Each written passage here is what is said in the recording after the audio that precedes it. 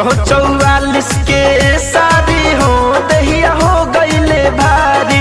444 के साड़ी हो दहिया हो गईले भारी। किया रे कोठा ऊपर सैया देवना माने ए अम्माजी। कोठा ऊपर सैया देवना मांगे ऊपर से करे रंगदारी हो दहिया हो गईले भारी।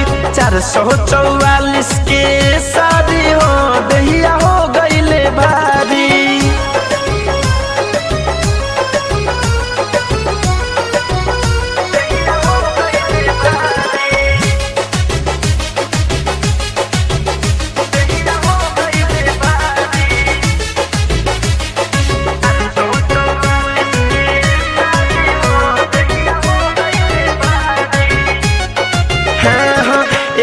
में हमर भारी जो बनावा ऊपर से 10 थान बरुए गहनावा।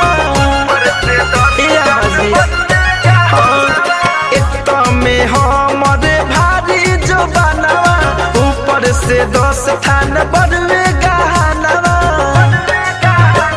आनंद दोसवत बनल बारी हो दहिया हो गईले भारी। 444 के साड़ी हो दहिया हो गईले भारी। 444 के साड़ी हो दहिया हो गईले भारी।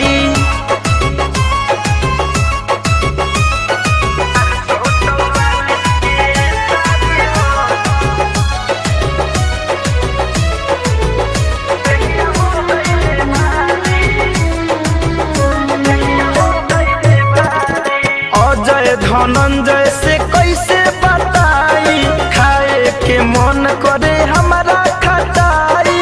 ए अम्माजी सुनतनी अजय धनंजय से कैसे बताई खाए के मन करे हमारा खटाई। मन मोही धरसया काबारी हो दहिया हो गईले भारी।